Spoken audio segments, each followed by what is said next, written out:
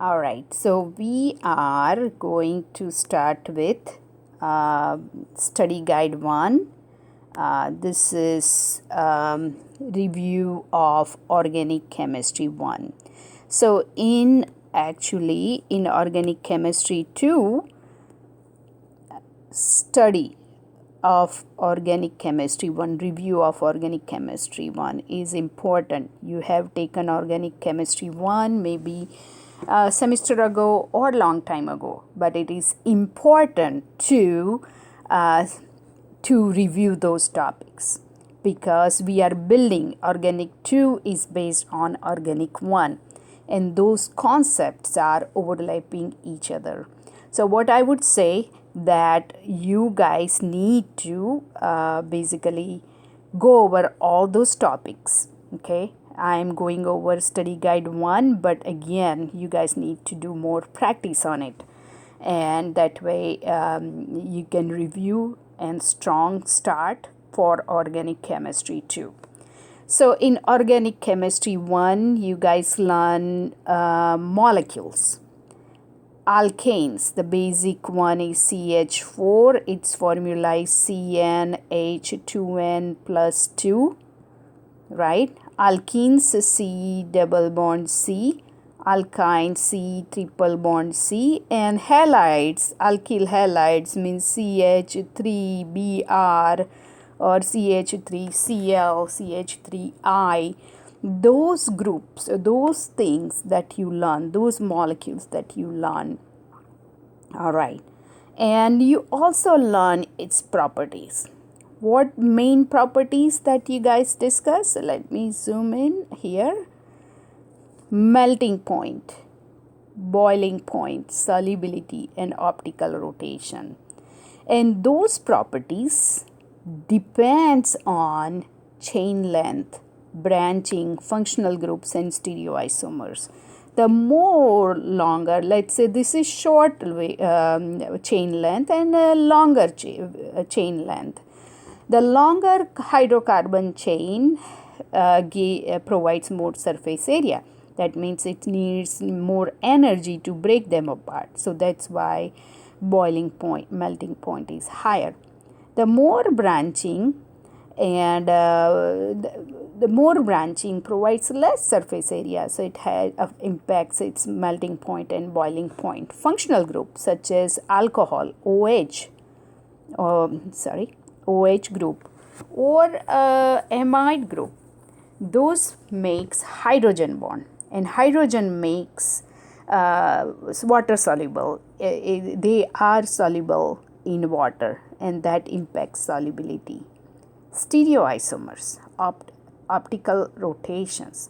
So those are properties and structures, how these hydrocarbon structures impacts those properties, and that we learn in organic chemistry 1.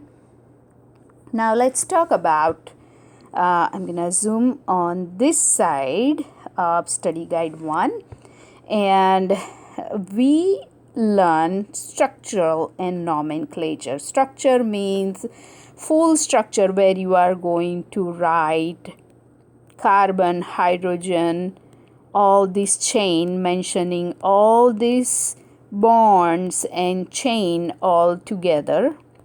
That is full structure. Then we talk about condensed structure.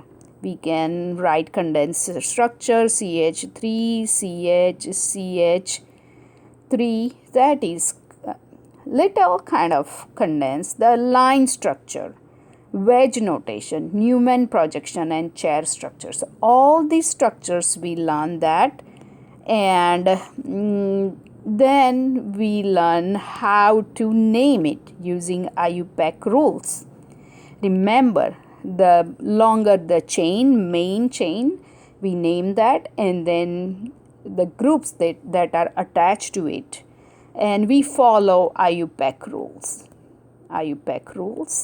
And I would highly suggest go over those rules to help you for naming organic compounds. All right. Then we talk about in constitutional isomers, conformational isomers. staggered and eclipse, anti and gauge.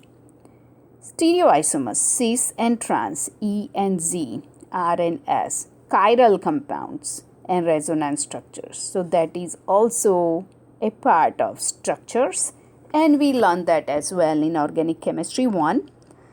We talk about bond angles, hybridization like sp, sp2, sp3, and we know that alkane molecules, for example, CH4, I don't have a space here, but CH4 alkane is giving sp3 hybridization.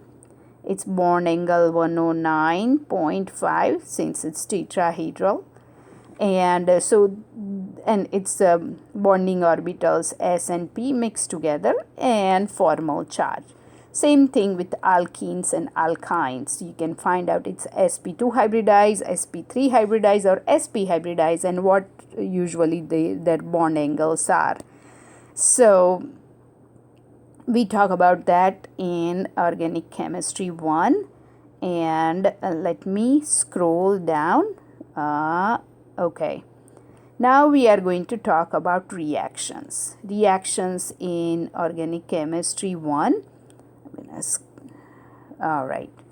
So basically, okay. All right. In order to have reactions occur, thermodynamics, delta G, spontaneous or non-spontaneous, energy diagrams that will tell us reaction occurs or not. You know that delta G is negative then exergonic reaction, and delta G is positive then endergonic reactions. Kinetics. In kinetics, we learn how fast the reaction it is. Activation energy lowers in presence of catalysis. So, thermodynamics of reactions that we learn, and we also learn in Chemistry 14-12. Now, there are types of the reactions that we learn. Let me erase some of those. Okay. And reactions, let's go over. Okay. Acid-base reactions. We learn about acid-base reactions in 14-12. Oxidative cleavage. In presence of O3 and KMnO4, we can, cleavage, and it's called oxidative cleavage. Addition reaction. Alkenes and alkynes. Alkenes has C double bond C, and alkynes has C triple bond C. And in that we can break this one of this bond and then add any of those molecules, H or X, right? So it's electrophilic addition of HX. And same thing with alkenes. You can break the bond and add any of. So it's electrophilic addition of HX and X2. Addition of water, oxymercuration, and hydroborations, and electrophilic additions and cationic additions. So this is about addition. We add some molecules into the carbon chain. Then substitution reactions. In substitution reaction, SN2 reactions, when specifically with primary halides, and SN1 reactions specifically for tertiary halide. We learn those SN1, SN2 reactions and its mechanisms.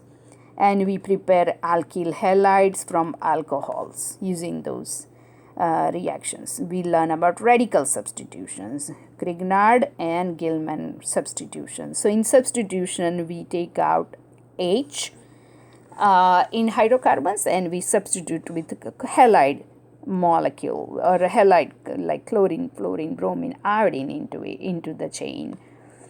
Then elimination, dehydrohalogenations, alkyl halide and vanillic halide. So we can use dehydrohalogenation. It's a kind of elimination reactions. Then hydrocarbon. So let's talk about hydrocarbon. Rearrangement. In rearrangement, we have carbocation rearrangement during electrophilic addition to alkenes. It's a hydride shift or methyl shifts. And we learn a little bit of tautomerization of anol. So those are primary kind of rearrangement reactions that we learn. And then we learn about mechanisms. We learn E1, E2 mechanisms, SN1, SN2 mechanisms, elimination, electrophilic addition, specifically SN1 and SN2, elimination E1 and E2, and acid base. Those are polar, where one end is positive, partial positive, and one end is partial negative. So 90% of reactions are those kinds. And radical reactions, it's substitutions of alkane convert to alkyl halide and alkene convert to alkyl halide at allylic carbon.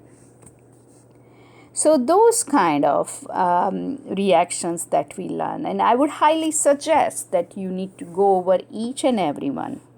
If you forgot few things, then I would highly suggest go over the sample mechanisms of E1, E2, SN1, SN2, acid base.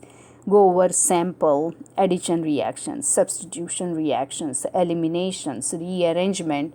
Go over IUPAC name for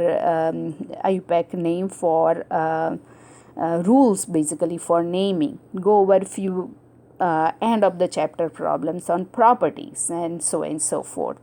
So that's something, the review of Organic Chemistry 1. Now let's see if we can go to next page. Okay. All right. So now we are going to work on practice, nomenclature, property, and concepts. Okay. So first one, okay, so let's see if we are going to start with condensed structures, full structures, line structures, wedge notation, stereoisomers, chiral compounds, Newman projection, nomenclature, and boiling point. All these topics are covered. So first start with full structure of this molecule. So CH3, so we can start with CH3, CH, Cl, CH2, and CH3. This is its full structure. All right. Now circle the chiral carbon. Now remember, chiral carbon, which has the four legs, and those legs are attached with different groups. So when you look at this one has hydrogen, hydrogen, and hydrogen, so no, it's not chiral. This one is hydrogen, hydrogen, so no, they are same. This one is this carbon is hydrogen, hydrogen, and hydrogen, so that's not it. When you look at for this carbon, it has a hydrogen one end, chlorine at one end, CH3 at one end, and this group at other end. So all those are different groups. So we can say that this is a chiral carbon. All right. Now we need to draw R and S. So we can draw R and S configurations. So now when you look at this one, okay, I'm going to close that so you will see it more clearly. I'm going to expand. All right, now you can see more clearly. Now you can see this one we are going to draw CH2, CH3. Okay, I'm trying my best.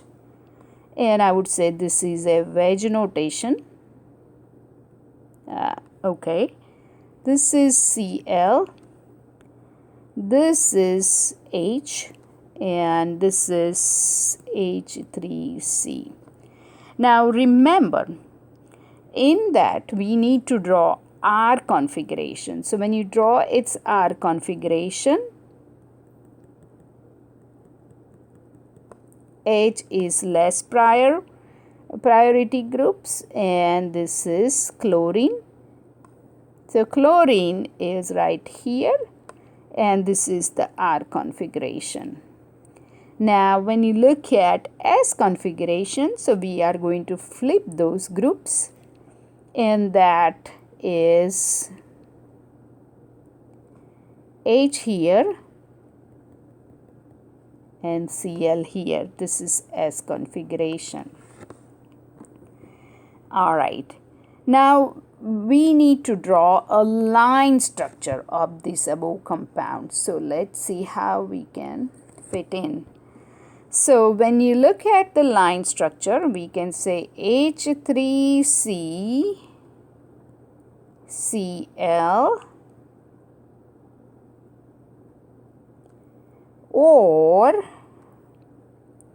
ClCH3. I'm gonna draw the line here. CH3. Okay, and when we name this compound is 2-chlorobutane,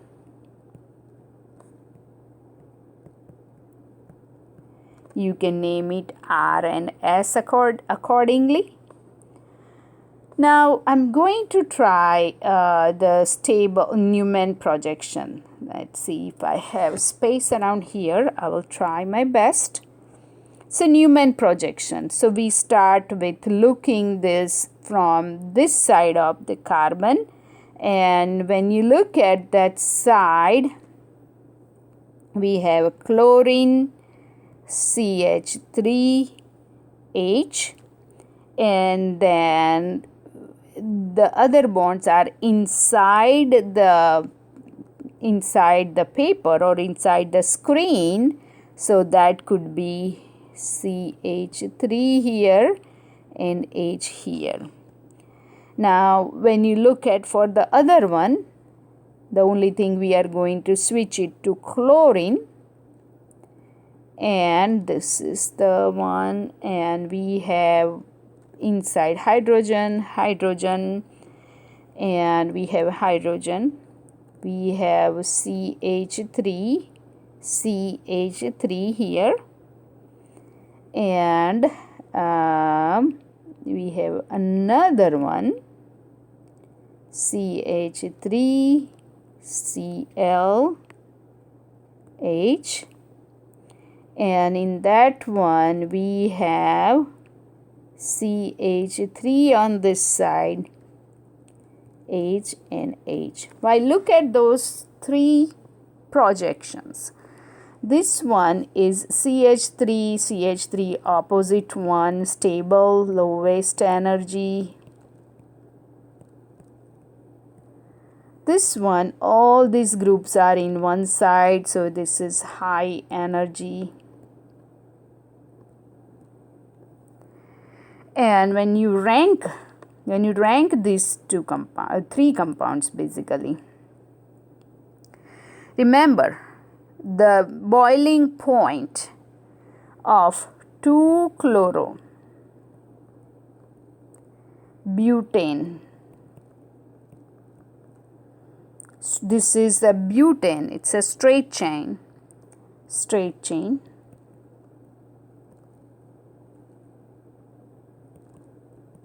is higher than boiling point of 2-methyl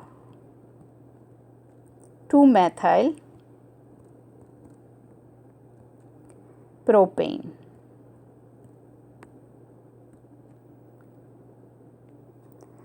And because it's a branch isomers.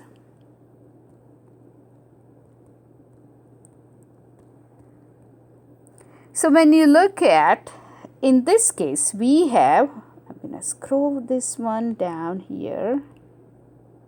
Okay, so this is less space. I'm trying my best. 2-chlorohexane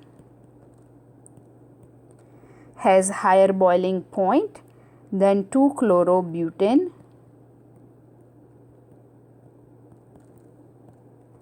Then 2-chloro, 2-methyl propane. I want you guys to explain why this is the one, the boiling point of hexane, butane, and methyl propane. These compounds, why is this one? All right. So next page is another compound, and I want you guys to pause this video and work on your own, so that way we can go over and you guys can check if it is which one is correct and which topics you need to go over.